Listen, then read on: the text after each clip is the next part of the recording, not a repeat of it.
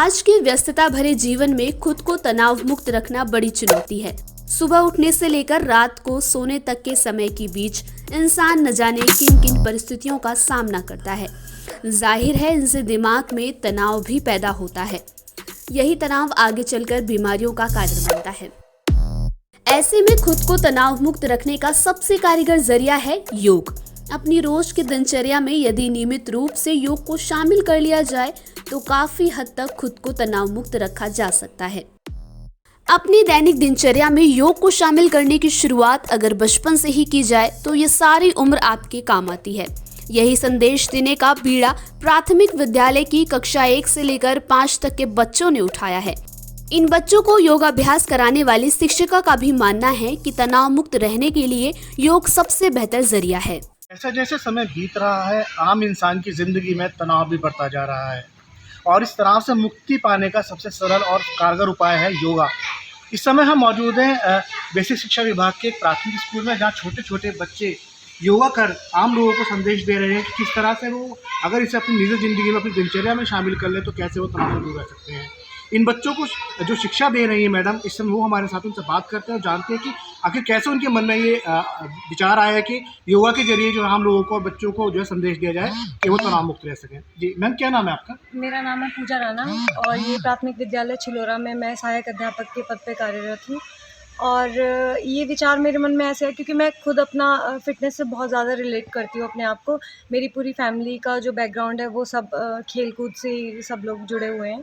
तो मैं बच्चों को एक्टिविटीज़ करवाती रहती थी, लेकिन अभी जब हमारा कुछ ये चल रही थी, कुछ प्रतियोगिताएं चल रही थी, तो मैं अपने बच्चों को वहाँ पे लेके गई और वहाँ पे मैंने देखा योगा की टीम्स आई हुई थी अलग अलग जगह से। तो मैंने फिर अपने बच्चों से वहाँ परफॉर्म करवाया जो मैं डे टू डे स्कूल में करवाती थी।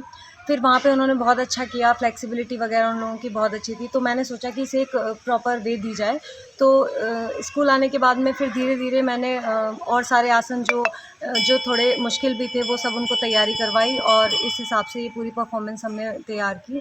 और फिर अब ये ब्लॉक स्तर पे हमारे बच्चे जीत के आए हैं और अब ये डिस्ट्रिक्ट लेवल पे जा रहे हैं और उसी के लिए डिस्ट्रिक्ट लेवल के लिए ये हमने पूरी प्रिपरेशन की है। मैम, जिस तरह से बेसिक शिक्षा स्कूल के जो स्कूल और भी हैं, ये तो खैर सरकारी स्कूल है, बाकी प्राइवेट स्कूल जो है, अगर वहाँ पर भी इस तरह की मुहिम शुरू की जाए तो क्या लगता है कितनी कारगर साबित हो सकती है?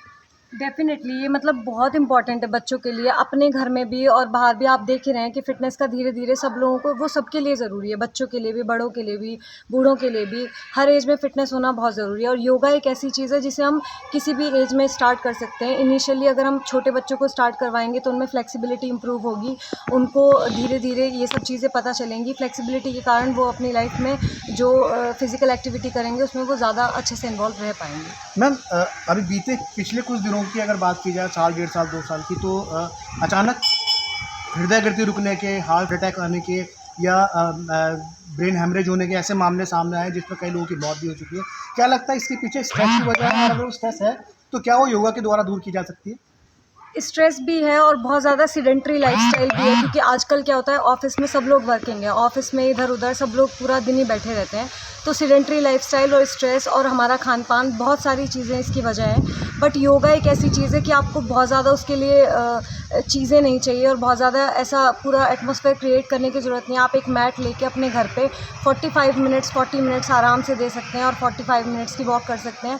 तो अगर आपने इतना भी कर लिया तो आपको इससे स्ट्रेस भी रिलीज़ होता है और आपको डे टू डे एक्टिविटी में आप काफ़ी एक्टिव रह पाएंगे। तो क्या मानते हैं कि क्या हर आदमी को, हर इंसान को अपनी दिनचर्या में योगा को शामिल करना चाहिए? जी, हर आदमी को, हर एक जितनी महिलाएं हैं, स्पेशली महिलाएं और बच्चे, मैं तो उनसे कहूँगी कि उन्हें अपनी फ़िज़िकल एक्टिविटी को, योगा को अपनी दिनचर्या में शामिल ज़रूर करना चाहिए।